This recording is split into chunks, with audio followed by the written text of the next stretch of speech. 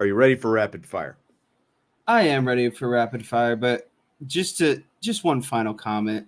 It just makes me sad that the offense just can't get the simple things going. And I think that's what's the most frustrating is even when you can't do the simple things right, you fail to even do the things that you are being successful at. And that's just like a bad recipe in my opinion. But Yeah.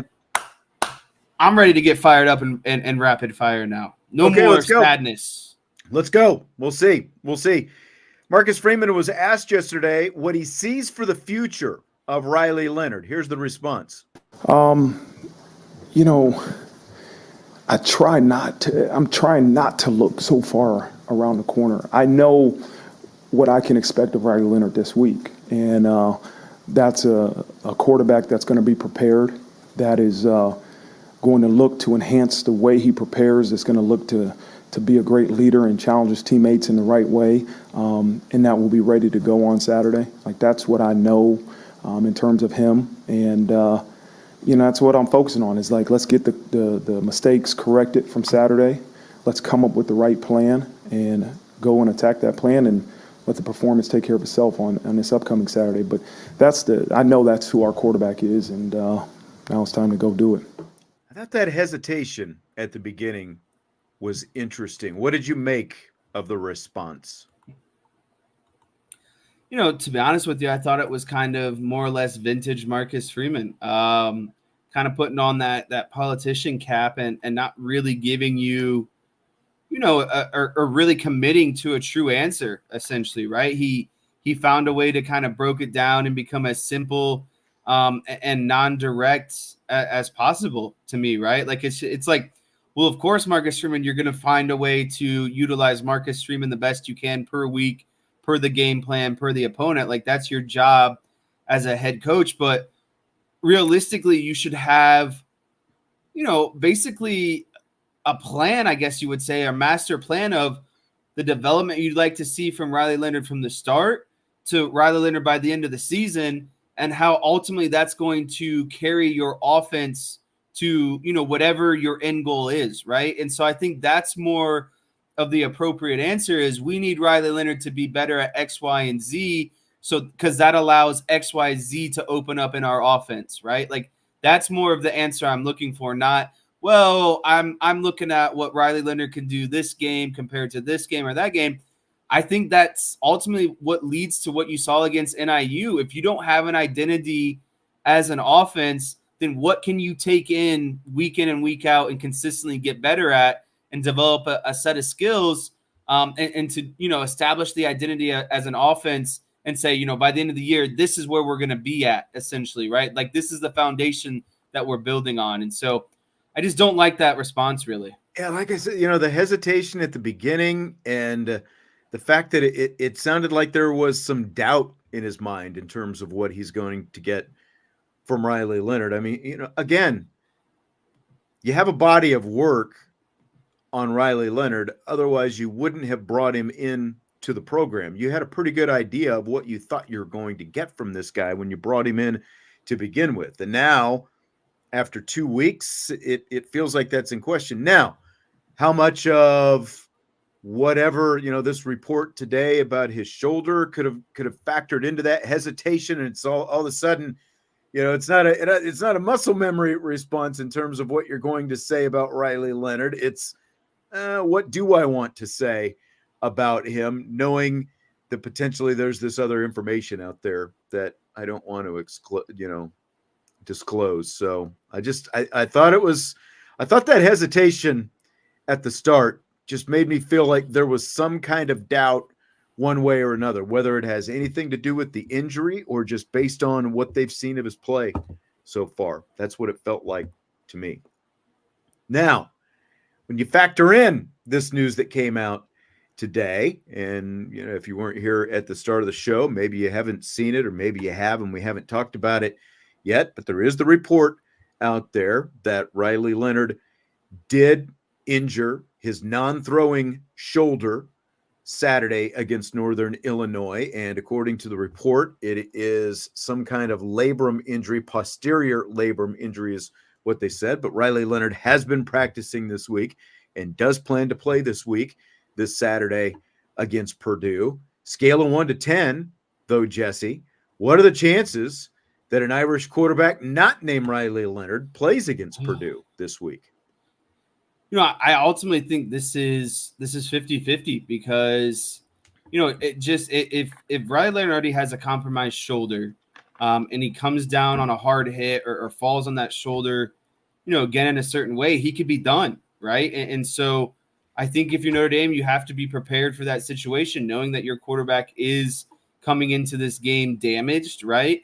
And then kind of what we talked about as well earlier in the show, if he can't run the ball and be a true dual threat quarterback, that significantly takes away from his potency as a quarterback, right? And then if you combine that with the inability to make any noise in the passing game, then really what can he do, right? And so at some point, if neither of those things are going right and you need to get something going in the passing game and Riley Leonard is, again, hurt to some degree, then I do believe it provides a nice, easy excuse to be like, you know what? I think that we need to get someone in here who can at least hit the layups, right? Like everyone makes fun of Angeli for being a check down king. Well, you got to start somewhere, right? And if Riley Leonard can't do a check down might get it done at this point, right? That's the thing. And if they can run the ball with efficiency, that's going to open up the pass game as well. So I have to say 5 out of 10 because, again, I'm at a 50-50 on this one. If Riley Leonard, if it's halftime and Riley Leonard isn't, hitting the layups, hitting any downfield passes, getting into some progressions, not stepping into, working up the pocket and making throws, I really do believe that you could see a different quarterback in there. So you're 50-50 on this. And I think I would not be 50-50 if the shoulder injury didn't come out. The shoulder injury kind of really changed kind of some of the stuff that I was going to hit on today. If Riley Leonard wasn't injured at all, and I see all these message board warriors who their first thing is to always say, well, there's got to be a quarterback better, right? Like, let's put in the backup quarterback. No. Riley Leonard, we've seen him throw the ball at Duke. He was able to throw the ball and have success. You can't tell me he can't do that at Notre Dame with better wide receivers, better offensive line, better running backs, right? I just think now that you add this injury element to it, it significantly changes how he can play the style of quarterback. So my confidence that we see a quarterback not named Riley, and I'm not saying this is a starting quarterback. I'm just because I think that Riley Leonard is going to start against Purdue. But as you kind of alluded to, and I think that we said earlier, the fact that if Riley Leonard does have some kind of injury and he continues to play the way that he played against Northern Illinois the other day, it gives you a reason basically to put him out there. Now like you can easily give him and they get these all the time, the injection in the shoulder to ease whatever pain that he's got. And those injections last for a long time, the cortisone shot in the shoulder, so he could easily have one of that if it is in fact a tear, but it is a minor tear and he feels like he's able to play. You give him the cortisone and he's really not going to feel anything unless he takes another really bad hit on that thing. And again, remember, it's the non-throwing shoulder we're talking about. He's not, we're not talking about the actual throwing shoulder. But I feel like this opens the door for a reason to put Steve Angeli out there on the field. If Leonard is performing at that same level, my confidence, well, it's not really confidence. What are the chances? My number is a 6. I think mine is a little bit above 50-50. I think that there is a good shot based on what we saw on Saturday, unless something drastically changes, that there's a better than 50-50 shot that we see one of the other quarterbacks out there this weekend. And now Andre was asking, fair question. What do you really want him to say? This going back to Marcus Freeman in the comments that he made about Angeli. Again, like, a confident statement about Riley Leonard. Like, we have a body of work on Riley Leonard. We saw Riley Leonard perform against us, Notre Dame, last year. We scouted him in the 4 games that he played before Notre Dame and Duke played last year. And he had a full 2022 season where he threw 20 touchdown passes in that season. And he ran for another 11 touchdowns. We know what Riley Leonard can be, and we're confident that he's going to get back to that. That's something along those lines is what I would have expected Marcus Freeman to say. But that wasn't what he said. It was a hesitation and then a little bit of a word salad that came after that. Brody is saying like 8 to 10 range. The chances that a different quarterback beyond Riley Leonard is playing. On the subject of quarterbacks, what did you think of Dan Orlovsky's tweet over the weekend when everything was falling apart for Notre Dame? All he said was CJ Carr, ? I think it's a very easy and kind of lazy response because, no one was saying that after the Texas A&M win, and it's so easy to be in hindsight and just start throwing names out there, right? And I kind of got into this a little bit earlier in the show too of, did Riley Leonard play bad? Yes, but I believe he was ultimately kind of, the coaches didn't really tailor kind of the second half around what was working for Notre Dame and what wasn't working for Riley Leonard at the time. And so I think it's a little bit premature.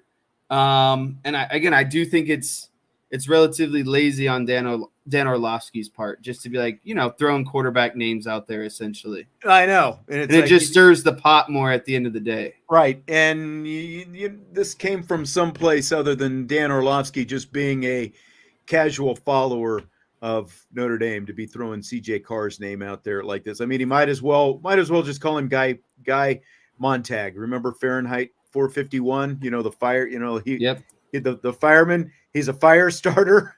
Basically, it's like that's what Orlovsky did. Let's just set it on fire. Riley Leonard's having a little bit of trouble, so let's just throw out the 4th-string freshman quarterback out there with all the talent, who, granted, we all know how he played in the spring, but let's just throw that out there right now because Notre Dame doesn't need any quarterback controversy at all. Let's just fan the flames and get that right out there. Thank you very much, Dan Orlovsky. Fill in the blank. Texas got a big road win at Michigan last weekend. It's blank that Longhorns head coach Steve Sarkesian warned his team not to fall into a Notre Dame scenario this week when they host UT San Antonio. Unfortunately, it's a warranted statement, right? Because now you have bulletin board material for both sides of the situation, right? Like if you're San Antonio or UT San Antonio, then you're the head coach. It's like, look at what NIU just did last week to Notre Dame, right? Come out, play hard, execute how we know we're supposed to. On the flip side of that, when you're the heavy favorite, you're the Texas, the Georgias, the top 25 opponents, and even more so top 10 opponent. I think it's definitely easy to say, let's not fall into that same sort of trap because this is what can happen, right? Like if we don't do our job, have a good week of practice, come out how we're supposed to, then these sort of things can happen and our entire season can start to go down a different path. So, as much as it sucks, Notre Dame brought this on themselves to kind of be, the example for the rest of college football this season. Yeah, I mean, it is never good when you're the example, like for those who have ever watched the TV show, the TV series Brockmire that had Hank Azaria, where he was he started off in the very first episode of the series. He went nuts in the broadcast booth. He was supposed to be calling a Major League Baseball game. He goes nuts. He goes on this rant induced by liquor, and then he disappears and falls off the face of the earth for like a year or two, or a few years actually, and then he shows back up in this minor league park. And it's like doing what he did is now known as pulling a Brockmire. Like, you don't want to be the one that they name the example of, is what I'm saying, and like, here's Notre Dame now, and here's Steve Sarkesian using him as an example. And I mean, he showed the team the clip of the game-winning field goal and showed the clip of Northern Illinois storming the field and the whole thing. So that's where Notre Dame is right now. They're the Brockmire. They're the example for the rest of the college football world, not to, like, you can't take anybody for granted, basically. So that's yay. Chris following up about the Riley Leonard. His numbers against good teams last year were mediocre at best. He's a running back that we hope to turn into a quarterback. Look, I've talked about this before, but I know if all you do is look at his numbers against Florida State and Louisville, which came after the injury, Notre Dame, he was completing better than 70% of his passes pre-injury last year. And no, he didn't have a lot of touchdown passes, but he had 4 touchdown runs as well. He basically single-handedly beat Clemson, along with Duke's defense. But from an offensive perspective, he single-handedly beat Clemson. And, again, like, was he great in the first half against Notre Dame? No, but he led them to the lead in the second half. And then, again, numbers not great against Louisville and Florida State, but that's after he tried to come back from the ankle injury, and then he had a toe injury to go along with it as well. He obviously was not able to run well at all or plant off that right leg last year in those last 2 games against a couple of ranked teams. So again, if all you want to do is straight up look at numbers, you can do that and you can make those numbers fit your argument. But there was an injury that played into that, and that's also why he didn't play the rest of the season, and the reason why he had to have surgery once he got to Notre Dame as well, because that injury was something that was very serious and very lingering. Well, and to kind of double down on that, and I thought I kind of put this in the chat, and Chris didn't really want to come respond to that part, is sophomore season, he threw for 3,000 yards, 20 touchdowns, 230 yards a game, 6 interceptions, and, oh, by the way, had a QB rating of 141. Like, those don't happen to a guy who can't throw the ball. Right. And that's my point. I'm not going to argue with you that Riley Leonard needs to play better. He absolutely needs to play better. But the point I made yesterday, he didn't just forget how to throw the football. There is a full season's body of work, and then the games leading up to the Notre Dame game last year where he was playing very good football. He was much better than just a running back trying to play quarterback. He was a really good dual threat quarterback for a season and a half before the injury. It's when the injury came along that things obviously went downhill and his season ultimately ended. Yeah, I mean, after his sophomore season, he was getting mocked into a lot of people's first rounds in NFL drafts. So clearly he was doing something right at the quarterback level. His whole junior season to me gets thrown out the window when you talk about the severity of an ankle and a toe issue. Apollo 27 wants to know if you have faith in Angeli. I mean, he's got the most experience. He's shown the most in live game situations. And again, to me, it's just getting this offense into some sort of rhythm, completing some of those, layups coming on. They need to be a run first team right now, first and foremost. Their identity needs to be able to run the ball, and then whatever you can open up off of running the ball, play action, screens, shorter kind of developing routes, hit your layups, and then as the game progresses, continue to run the ball and find ways to work the ball downfield in the passing game as well. And so I think Angeli can do most of that. My biggest question would be, can he get the ball downfield at some point? Yeah, that's my biggest question that I have for him, because again, there's just a lot of checkdowns. There's a lot of checkdowns, and we said it yesterday when you look at that video that Notre Dame put out of that scrimmage a few weeks back in training camp. They had all these different highlights for the different players in there. The highlight they had for Steve Angeli was a check down pass, very short, within 10 yards of the line of scrimmage. And, Irish for Life 99, what's his arm strength? I would say average. No better. It's definitely not better than Riley Leonard's. Like if we're gonna compare the two, Leonard doesn't have a rocket arm by any means, but Angeli doesn't either. So that's here's the best way I would sum this up. The ceiling is very short. Again.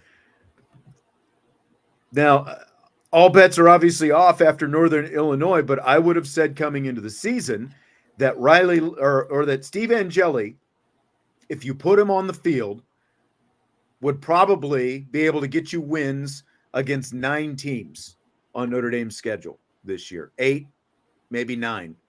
But you needed a guy like Leonard to come in and get you over the hump against a Texas A&M, to get you over the hump against what we thought was going to be a good Florida State team, or the better teams on the schedule.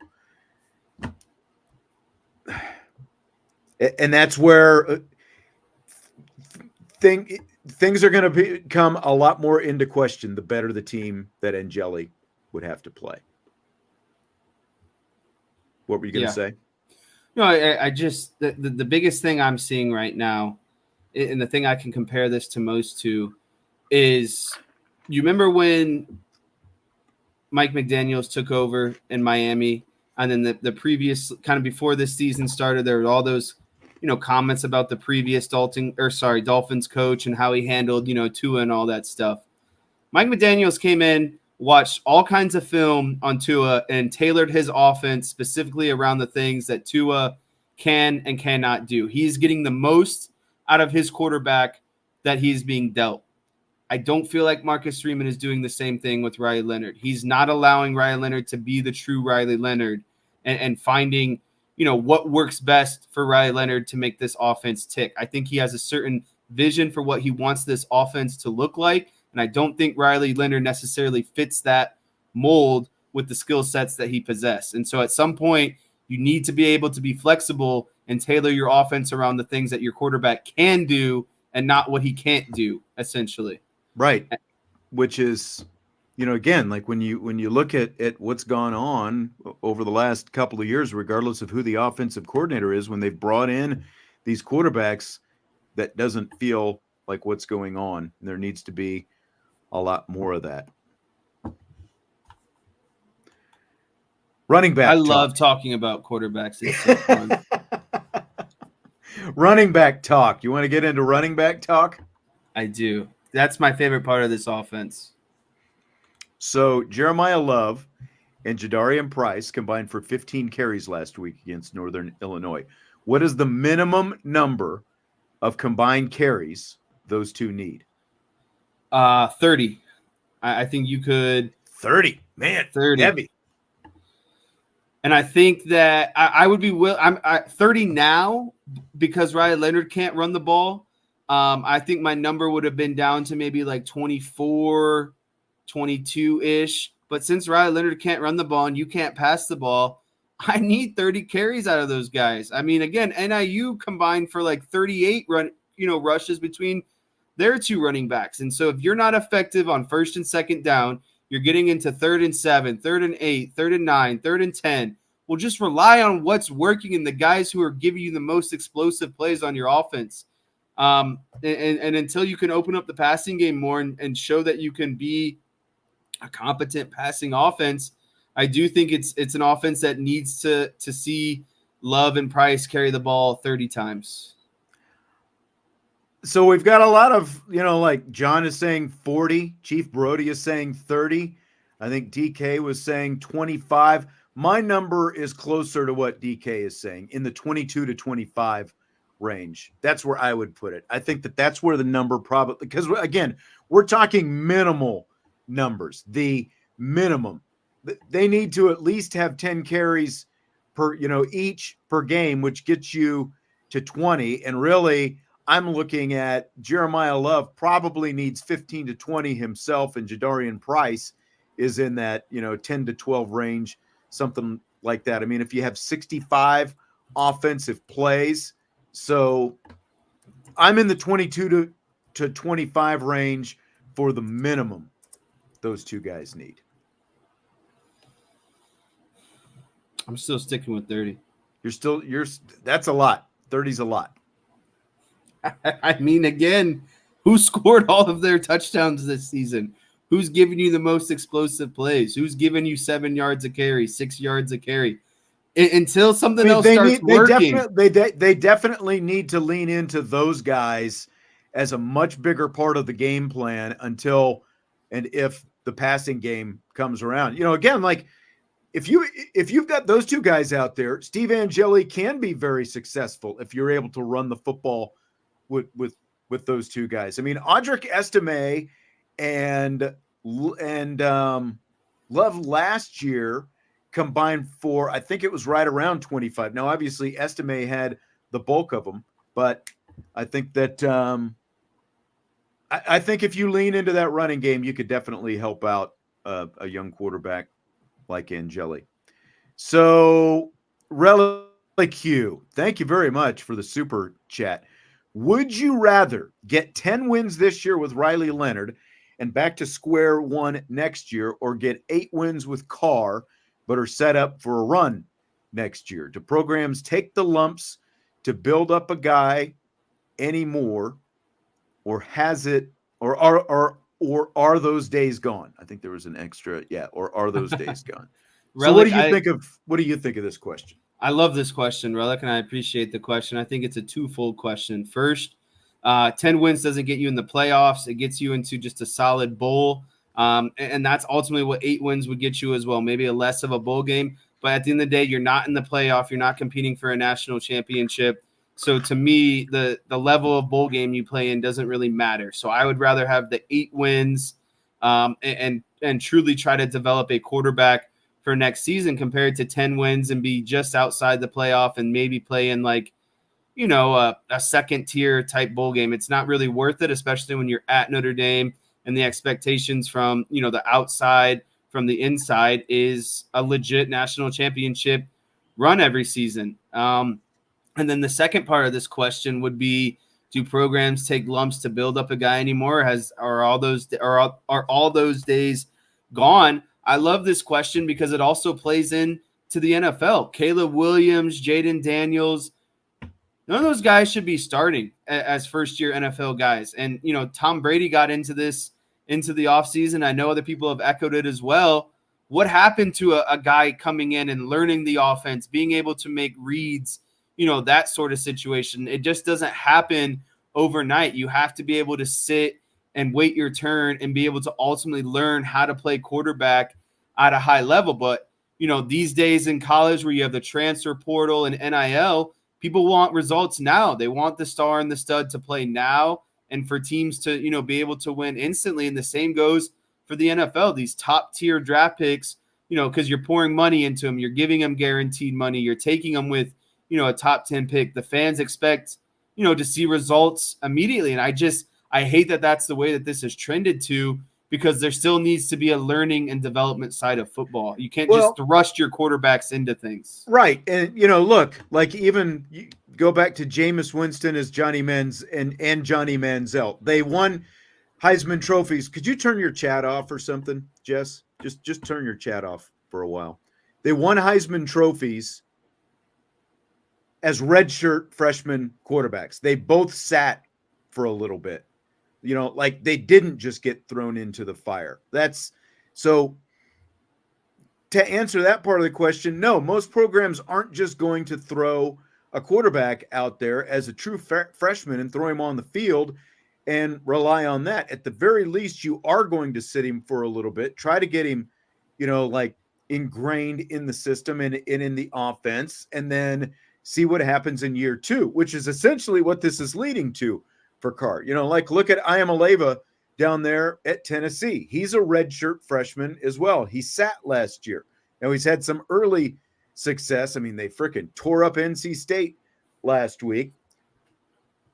He's off to a very good start. I mean, that's the path that most programs go, and that's also part of why you brought in Riley Leonard this year, because this, again, when you look at this schedule, it's a very important year for Marcus Freeman, and it is already teetering for him after 2 games, after a huge egg on your face against Northern Illinois. But that's why you went to the portal and brought in a quarterback who had played well and won at a smaller program like Duke, where they don't have the same talent level as Notre Dame. You brought him in to add him to this, and the thought process being, you get a guy like this, you've got a good chance to make it to the college football playoff, because you could have stuck with what's on your roster and, again, probably been guaranteed at least 8 wins, if not 9.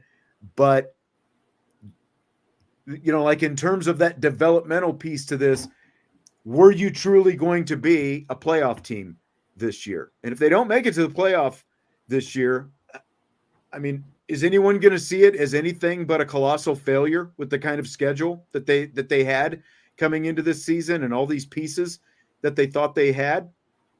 I don't think so. Now, to answer the other part of the question, like, if these are my only 2 options, get 10 wins with Riley Leonard, but then back to square one next year, or get 8 with Carr, but you're set up for a run next year, I would take the 8 with Carr, because, again, like, 10 is going to be my ceiling, and you're probably not going to get into the playoff. But where they are right now, they still only have 1 loss. And obviously you've got to win 1 game before you can win 2, and you got to win 2 before you win 3, and so on and so on.